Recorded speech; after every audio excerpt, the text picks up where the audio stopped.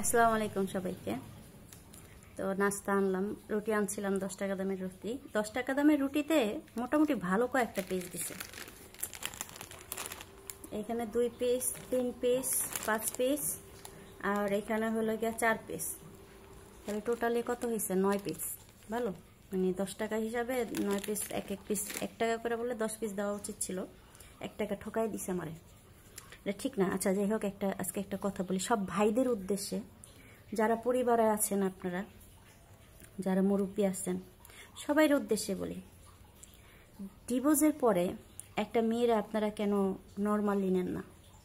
ডিভোর্সের পরে কেন আপনাদের কাছে যে সন্তানটা অনেক আদরের থাকে, অনেক আহ্লাদের থাকে, সে কেন অন্যরকম হয়ে যায়? তার সাথে কেন আপনারা খারাপ বিহেভিয়ার করেন?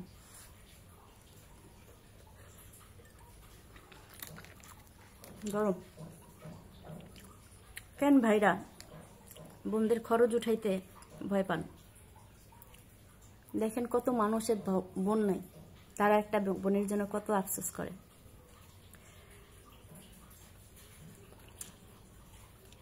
অনেক ভাইরা আছে, পরিবার আছে, ডিভোর্সের পরে মেয়েটারে, পুরা সমাজ মেয়েটারে নিকৃষ্টতম মানুষ হিসাবে দেখে।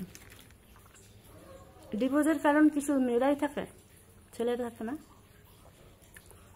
যার হাজব্যান্ড ডিভোর্স কি আসলে মানে মেয়েদের কারণেই হয়, ছেলেদের কারণে হয় না। একটা মেয়ে সহ্য না করতে পারলেই তো তখন সংসারে। হ্যাঁ, এখনকার ইদানিং দিকে যেসব তুচ্ছ ব্যাপারে ডিভোর্স দিতেছে, এটা অনেক খারাপ, আমাদের বোঝাতে হবে।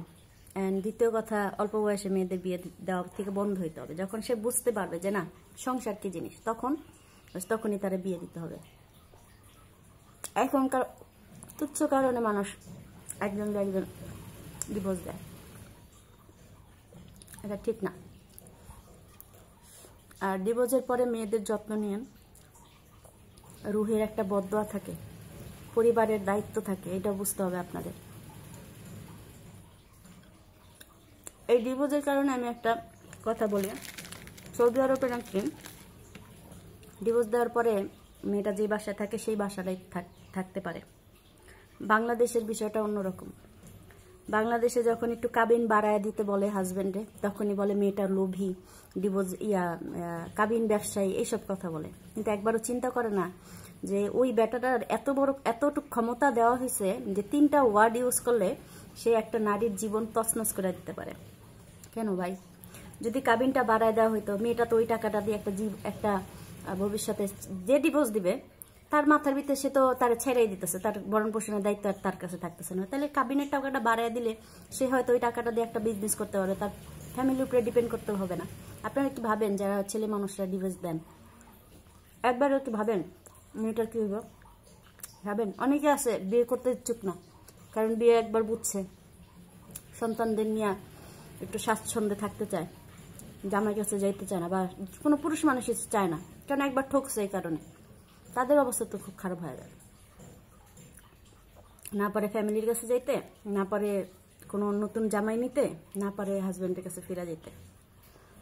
তো এই হিসাবে যদি যদি আল্লাহ, আমি যাই না কখনো আমার বিয়ে হবে কিনা, বা আমার মেয়ে সন্তান হবে কিনা।